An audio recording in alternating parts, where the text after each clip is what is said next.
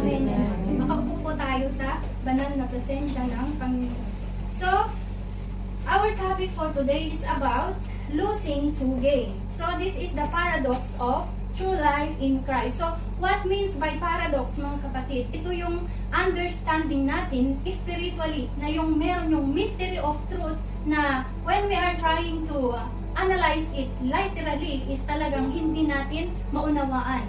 But gamit ang salita ng Panginoon ay ating maiintindihan ang kalooban ng Diyos sa kanyang salita sa umagang ito. My little children, let us not love it. Amen? So, sabi dito sa Matthew 10:39, whoever finds their life will lose it. Yung makakatagpo sa kanilang buhay ay mawawalan in Tagalog. And whoever loses their life for my sake, at sino ang mawawalan ng buhay dahil sa akin? Sabi niya, will find it ay makakatagpo. So, diba, ang hirap naman unawain ito, literally. Di po ba? Na mawawalan ako and magkakaroon ako ng buhay. Pero kapag nawalan ako dahil kay Kristo is magkakaroon ako ng buhay. Paano ba yun? So, ano ang ibig sabihin, kapatid, ng will find it? Yung tinutukoy nito is yung eternal life. Na kapag inuuna natin ang Diyos, ano yung mahahanapan natin, kapatid? It's the eternal life. So, Jesus was teaching this to His 12 disciples when He gave them authority and sent them out to go and heal the sick, sharing the words of God to every town, villages in Israel, Judea, and Jerusalem. So, ito po yung teaching ni Jesus Christ sa kanyang 12 disciples. Diba, yung mga 12 disciples ni Jesus Christ is, they are praying sa mga may sakit and they are healed. Napapagaling yung mga paralitiko is napapagaling, your blind, nakakita, yung mga nasaniban ng demonyo is napapatalsik. Ganun po yung authority na binigay ng Diyos sa kanilang 12 disciples. Amen? So, ano ang question, mga kapatid? Balikan natin, whoever finds his life. Anong ibig sabihin ng Diyos dito, mga kapatid, or si Jesus Christ?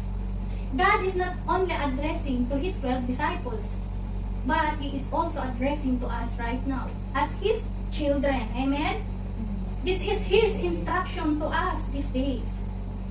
So, whoever finds his life, meaning refers to a person who lives entirely for themselves. Anong ibig sabihin na tayo ay nabubuhay ayon lamang sa ating sarili, mga kapatid? Nakatingin sa sariling pagsubok ng buhay instead of trusting God above our circumstances. Like for example, si Ate Feli. Nakatingin ba siya sa kasapasan niya? No, nakatingin siya sa pananampalataya niya sa Panginoon. Nasuwi ba siya? Kung nasuwi siya, o di hindi na siya nagsimba sa ngayon. Amen. But praise God. Because despite of his sickness, pinaglaban niya yung pananampalataya niya, ay nandito siya. Amen. Yung iba, mga kapatid, ay ayaw ko nang magsimba, ayaw ko nang, kasi lulutasin ko muna yung problema ko before ako magsimba. So ano yung inuna? Yung sarili. Hindi yung faith. Ano yung hinanap? Yung sarili. Hindi ang Panginoon. Ito po ang ibig sabihin, mga kapatid. Ano pa? Focus on material things. Money, fame. Wala tayong satisfaction sa buhay. Puro pera-pera. Mag-extra work muna ako. Hindi muna ako magsimba kasi mag-extra work muna ako. Sayang naman yung yacht pa or 100 or 200 na mahanapan ko.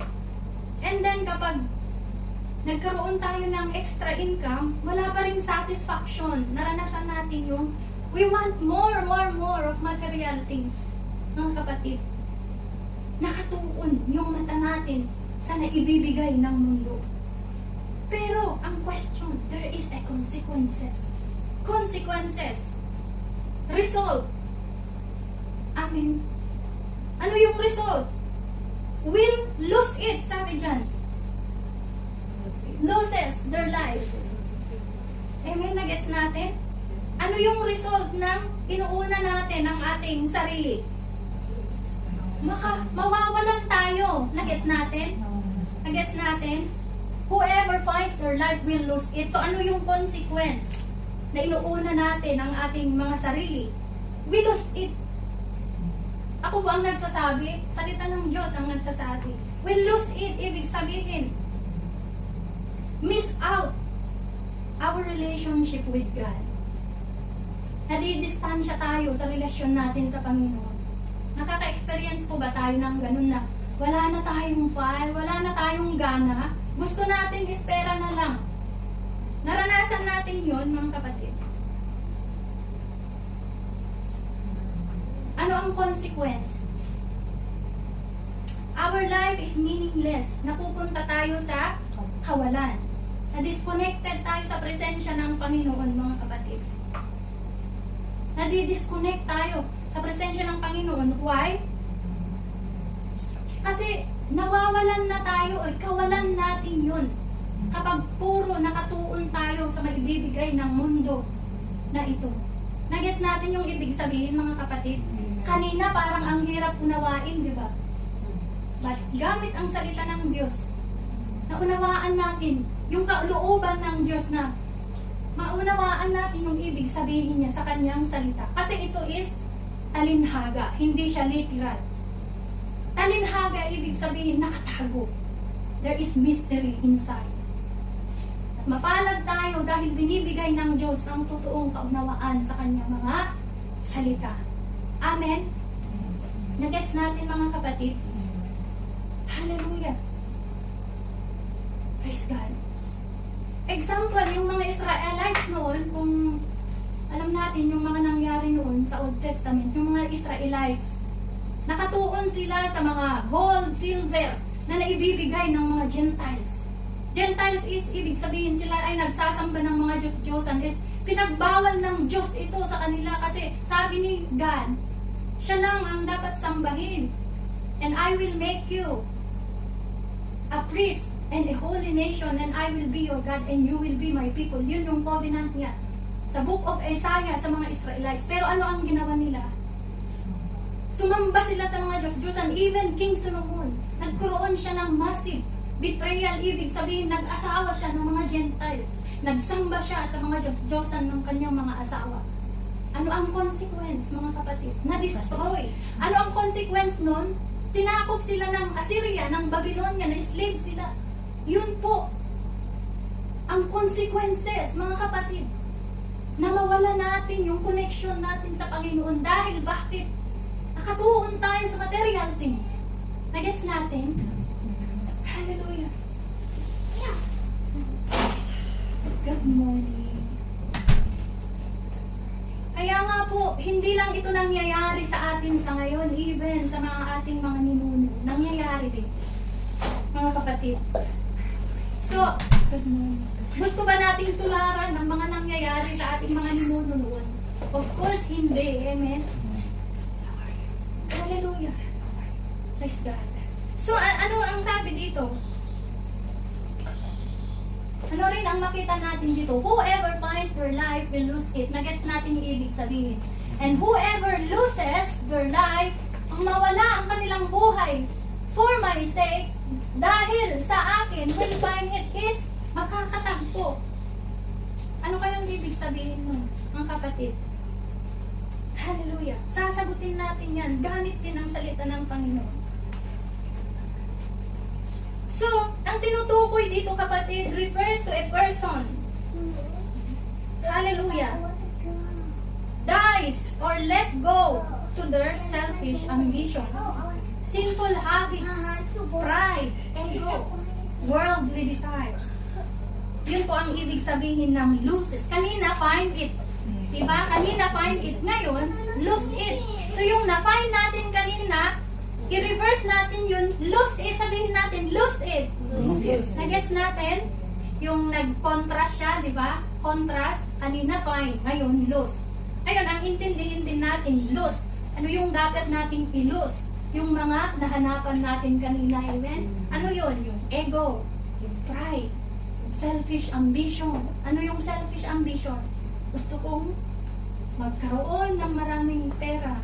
Gusto kong maging famous, popular. Gusto ko lumuluhod yung mga dapat ako yung mataas, dominant, superior.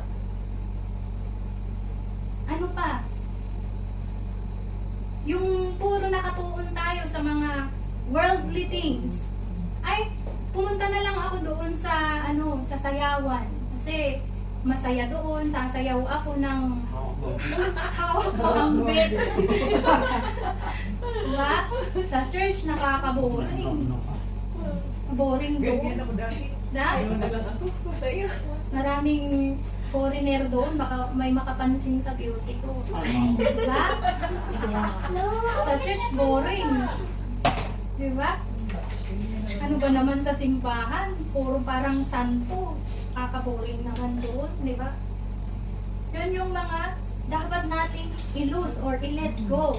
Dapat i-discard natin sa buhay natin, itapon natin. Amen? Para for the sake of God. At kung gagawin natin yun, ano ang pangako ng Diyos? We'll find it, tayo ay makakatagpo.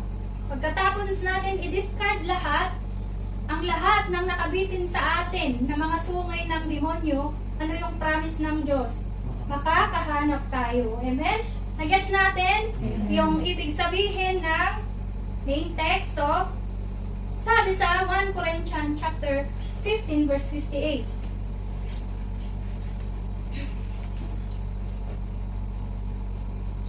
So, ano yung pangako ng Diyos?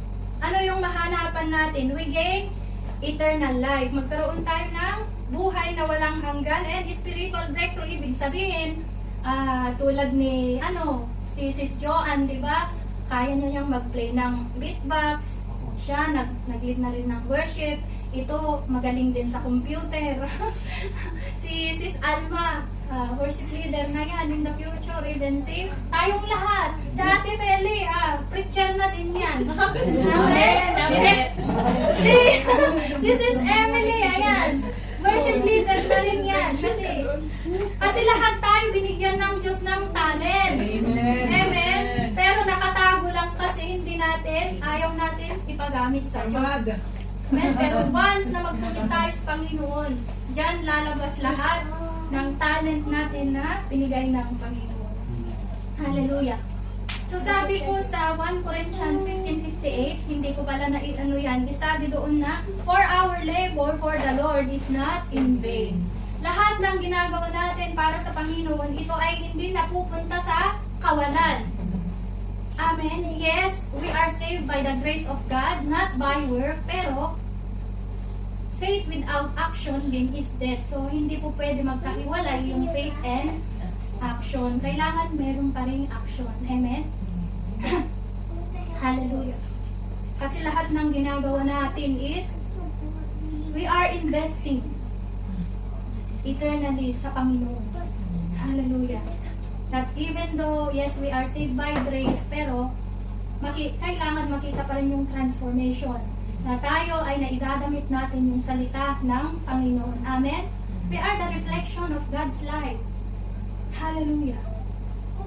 Take note mga kapatid, life without Christ, everything that we have or achieve are all meaningless. Sabi sa Ecclesiastes chapter 2 verse 10 to 11. Ako ba ang nagsasabi dito mga kapatid?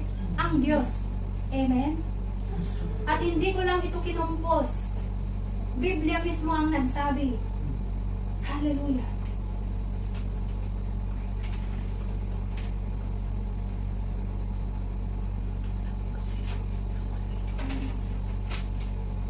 Okay.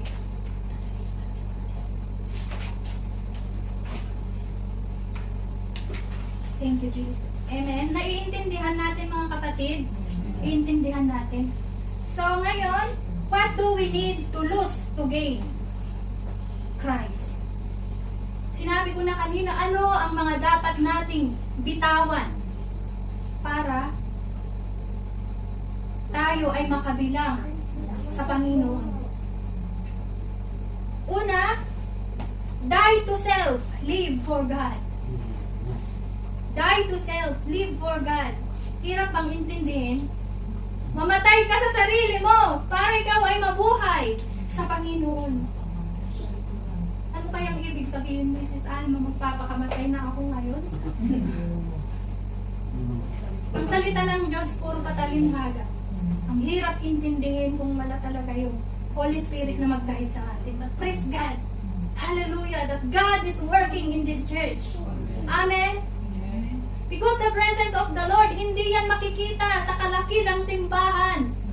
Pero kung saan yung puso ay nagkakaisa na hinahanap ang Diyos, doon bababa ang presensya ng Panginoon. Hallelujah. So pag po nating isi-isi ang gathering natin na ito, because God is in this house. Amen? Hallelujah. So, die to self, live for God, ibig sabihin, to give up our own will, earthly desire, and prioritize God's will. Na-explain ko na rin sa ating introduction. Sabi sa Mark chapter 8, verse 36, sabay-sabay nating basahin, what good is it for someone to gain the whole world, yet forfeit their soul? Ano ang silbi? Na makuha natin ang lahat ng karangyaan na ibibigay ng mundo na ito kung ang kapalit naman is permanently lose our salvation. Mga kapatid, ako ba ang nagsabi? Biblia ang nagsabi dito, mga kapatid. Lahat ng bagay dito sa mundo mawawala, temporary, ganda natin, pera, position, fame, are all temporary. Ipapalit ba natin ang buhay natin eternally sa mga bagay na naibibigay ng mundo na ito? So, tayo ang makakasagot doon, kapatid. God give us a warning. What we choose? Yung naibibigay ba ng mundo na ito? Or ang naibibigay ng Diyos sa atin na eternal life, salvation? So, nasa sa atin ang pagpili. Amen? Hindi namin kayo pinipili. Tayo mismo ang mamili. Hallelujah. Like for example, 3 kami dito, amen. Hindi naman po itinataas namin ang aming sarili. Si Pastora Pearl, si Pastor Chrisman, including me, we are also studying Bible school. So, nagpupuyat kami despite ng aming mga trabaho. Nagpupuyat. Even sa pag-prepare namin ng preaching, puyat. Matulog 2:30, 1:30. Babad sa Bible kasi hindi po madali ang mag-prepare ng preaching. Kailangan sa one verse, kailangan basahin mo ang buong chapter para makuha mo yung details.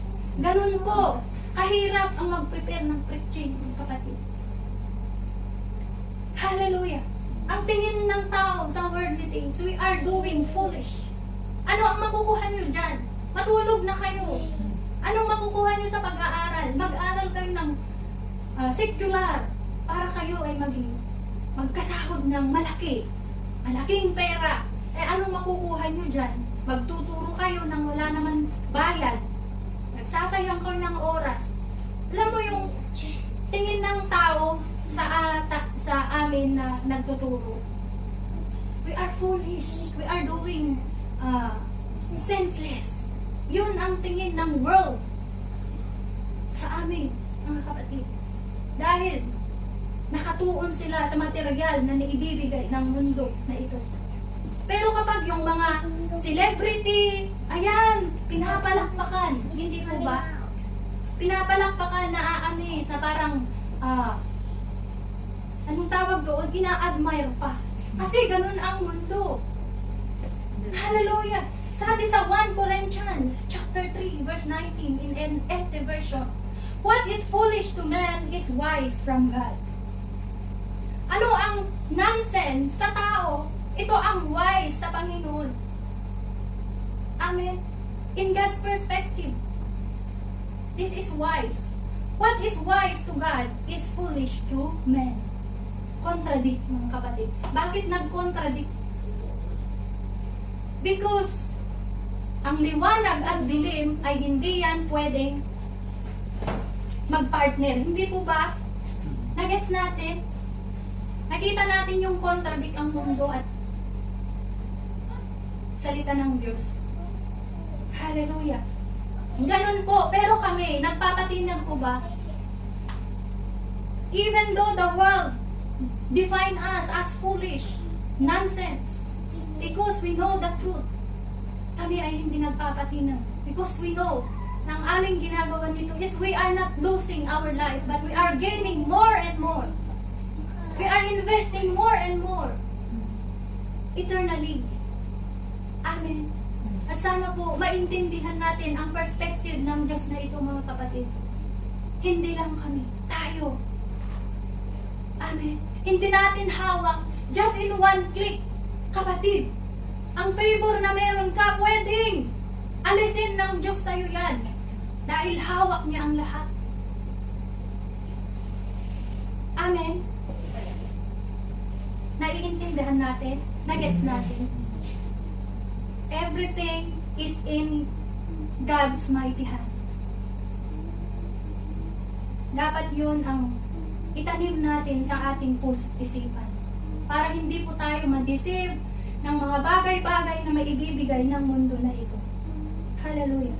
Ano pa? Number 2, a life fully surrendered to Christ. Ibig sabihin, yield our life to God and trust His direction above our own. Anong ibig sabihin ng yield? Dinipende natin yung buhay natin sa Panginoon na i-acknowledge natin na without God, our life is meaningless. Everything that we have without God is meaningless. Yun po ang ibig sabihin ng yield.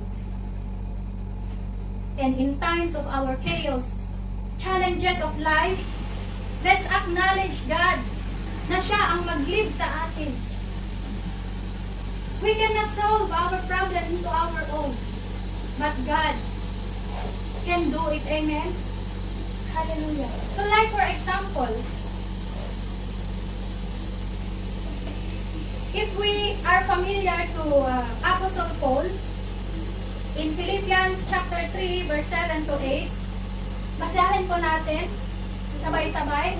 But whatever were gains to me, I now consider loss for the sake of Christ. 8. What is more, I consider everything a loss because of the surpassing worth of knowing Christ, Jesus my Lord, for whose sake I have lost all things. I consider them garbage, that I may gain Christ. Amen. Hallelujah. So, ito po yung instruction or sulat ni Apostle Paul. Or his name before was Saul.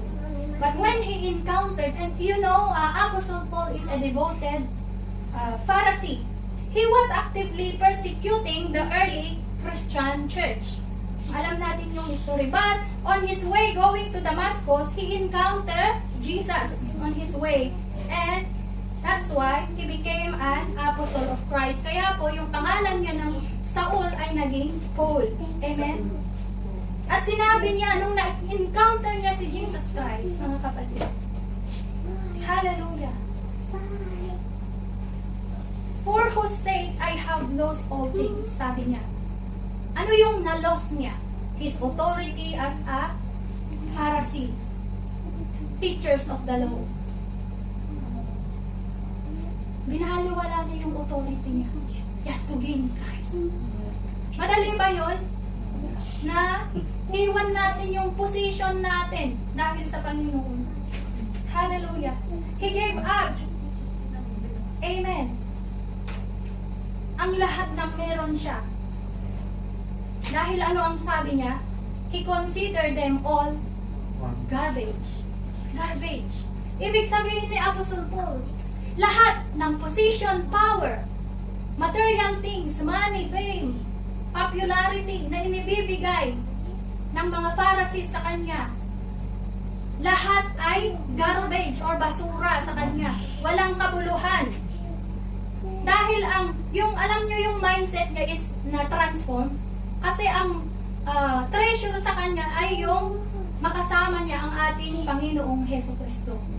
Sana po mga kapatid is ganun tayo mag-isip tulad ni Apostol Paul. How about to us mga kapatid? Ano ang kaya natin i-give up just for us to gain Christ? Are we willing to surrender our life for Christ to gain the life He promised? Hallelujah. Willing ba tayo? Hindi ko naman sinasabi na one click. Step by step. Amen? Na i-give up natin lahat ng mga hindrances, lahat ng ating mga priorities that is hindering us to know, to follow Christ, to gain Christ into our life. Mga kapatid, hallelujah. We are living now in the last days. Amen? Yes, we don't know kung kailan babalik si Hesus Kristo, but we are living now sa katuparan ng kanyang mga pangako, ang muli niyang pagbabalik. At sabi din sa Bible, no one knows. Kaya kailangan po tayo ay laging handa. Amen? Di na natin sabihin na, ay, saka na lang ako mag-focus kapag bukas darating na si Jesus. Diba? Kailangan every day we are ready. Ready to meet Christ. Amen? Hallelujah, Jesus. Thank you. So, hallelujah. Good morning.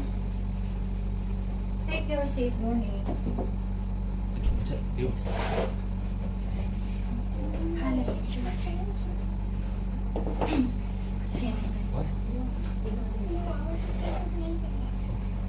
Okay. So, let's continue. Hallelujah. Familiar po ba tayo kay Zacchaeus, mga kapatid? In Luke 19, chapter 8, verse 9, he gave his half possession to the poor to gain salvation. Amen? Na kung nabasa natin yung story ni Zacchaeus, na sabi niya kay Jesus Christ, Lord, I am willing to give half of my possession to the poor. Para ako ay maligtas. Anong sabi ni Jesus? Salvation is in this house. Amen? Hallelujah. Yun ang heart na gusto tagpuin ng Diyos sa atin, mga kapatid. We are willing to give up. Hindi sana tayo katulad ng young rich man found from the book of Matthew chapter 19 verse 21 to 22 that he refused to sell all his possession to gain eternal life. If we know this story, that he told to Jesus that, Lord, I already followed all the 10 commandments. What I need to do? Ano pa ang gagawin ko to gain salvation? And Jesus told him that, go and sell all your possession and give to the poor and follow me. Sabi niya. Pero he refused. He refused, mga kapatid. He cannot give up. Sino ba naman ang yaman-yaman mo tapos ibigay mo lahat ng kayamanan mo? Mahirap, di ba? Mahirap? Madali. Mahirap. Gusto mong magutong? Go. Hallelujah. Ayaw mong magutong? Ganun. Pero, God is the provider of everything. Mawalan man tayo, for His sake, we gain more and more. He will bless us more, abundantly, exceedingly, far above and beyond. More than we imagine or know. Amen. Because faith is trust. Panginoon na ang nagsasabi doon, bakit ka pa mag-doubts? Panginoon mo ba yung materials? He is the provider of everything. Hallelujah. Praise God. So, are we getting the scenario, mga kapatid? Na-gets natin? Hallelujah. So, it says in Luke chapter 9 verse 23 in King James Version, and he said to them, basahin po natin, and he said to them all, if any man will come after me, let him deny himself and take up his cross daily and follow me. What does this mean, mga kapatid? If any man will come after me, kung sino ang gustong sumunod sa akin, let him deny himself. Anong ibig sabihin ng let him deny himself? I-explain natin kanina. Na? Let's discard everything within us that hindering us to know more Christ into our life. That means denying. Deny your priority. Deny your self-ambition. Deny your selfishness. Deny your worldly desires. Amen. And take up his cross daily and follow me. What does this mean? Take up his cross. Bakla yung day cross mo. Nga inal daw. And to follow Jesus Christ. Hallelujah. Anong ibig sabihin ng cross? Up his cross daily and follow me. Ang buhay ng pananampalataya, life of faith is not easy. Every day we need, amen, to carry our cross to follow Jesus Christ. What is our cross? Challenges of life that we need to withhold, stand firm. I-hold natin yung mga salita ng Diyos na hindi po tayo masway sa mga challenges ng buhay. Tulad ni Jesus Christ, He carried His cross. Amen. Ipinako nga siya pa yung nagbuhat sa kanyang cross. Hallelujah. Ganun yung bigat ng pagmamahal niya sa atin. Is He give up? Ganun din mga kapatid yung bigat na ipaglaban natin ang faith natin every day.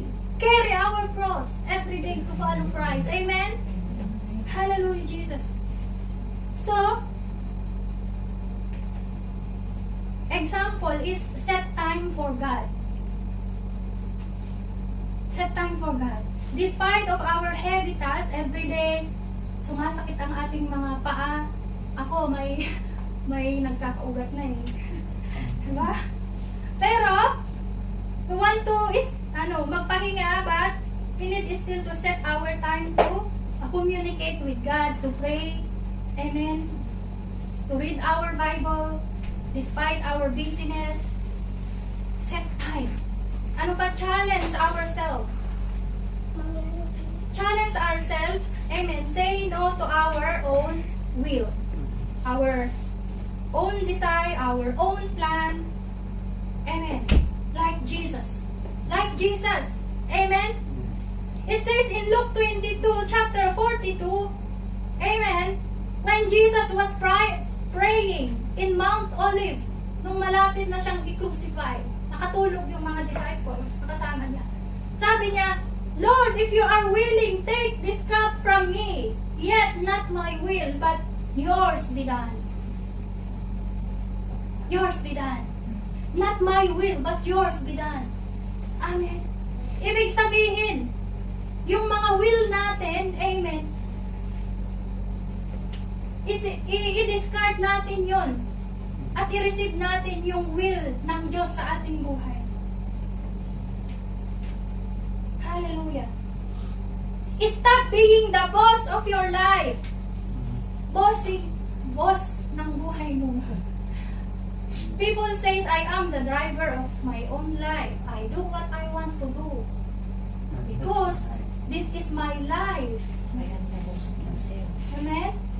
That is the, saying ng nasa mundo. Ganun din ako noon. Wala kayong pakialam sa akin, buhay ko to eh. Bakit? Kayo ba nagpapakain sa akin? Hindi naman. I am the boss of my life. But hindi po ito ang ginugusto ng Diyos, mga kapatid. Kailangan natin, He is the center of our life. He is the driver of our life. Amen? Let's lose ourselves. Deny ourselves. Take up our cross. Equals, ano yung result? Ano yung promise ng Panginoon? We gain Christ. We gain eternal life. Amen? nakuha natin yung senaryo mga kapatid. Buhay pananampalataya is not easy. Kailangan yung surrender sa Panginoon, magpasakop tayo sa Panginoon. Hallelujah. Praise you, Jesus. May naiintindihan tayo mga kapatid? Amen. I give you an example. Hallelujah, Jesus. Kilala natin si Queen Jezebel. Siya yung asawa ni King Ahab in northern Israel. Then, she was a massive adulterous. Kung ano-anong mga lalaki yung kinakahiga niya. He is promoting adultery. God loves him. God wants him. Binigyan siya ng time to repent para magbalik loob sa Panginoon. Pero matigas siya. Matigas. Dahil king ang asawa niya. Tapos napakaganda. Famous in beauty. Mayaman, asawa ng king. Kaya wala na siyang kababaan ng loob. Anong nangyari? Anong consequences? Amen?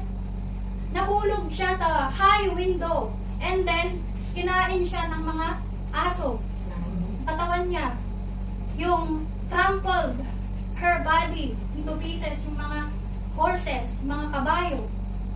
Yun ang consequences. Mga kapatid na gusto ng Diyos na manumbalik tayo sa Kanya pero we refuse. Hallelujah. Amen. Praise God. So, as we end up here, mga kapatid, in this time, people focus on material things such as money, status, authority, fame, and personal ambition.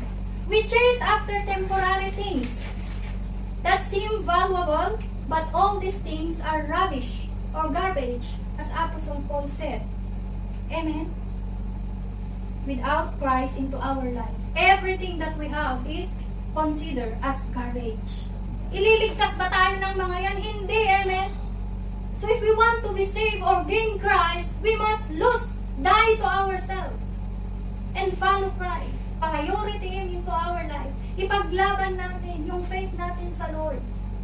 Not easy. Don't take it easy. Huwag i-bargain ang Panginoon. Must be, He is the top priority of our life. Even people define us as foolish. Nonsense ang mga ginagawa natin. But in the sight of God, we are wise. Amen? Hallelujah, Jesus. God loves us so much. So today, we are called to repent, deny ourselves, die to our own desires, and start living fully with God. This is the true life in Christ we were created for.